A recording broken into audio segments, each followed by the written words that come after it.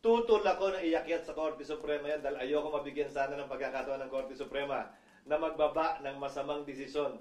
Pero pinagpilit yan ng mga kasamahan ko noon. At ang resulta nga, kinatigan ng Korte Suprema at naging parte ng batas natin na legal ang executive privilege kaugnay sa anumang pagdinig ng Senado man o ng Kamara. Ito naman sir, can you confirm po na yung Palas ay nag-request po sa inyo, nag-invoke po ng executive privilege in a letter to you and Senator Marcos? Sumulat sa akin, sumulat din kay chairperson ng komite, Senator Amy Marcos, na gagamitin nila ang executive privilege kaugnay sa anumang pag-uusap na naganap sa pagitan ng Pangulo at ng kanyang mga gabinete, na ginamit yata ng isa o dalawang beses lamang.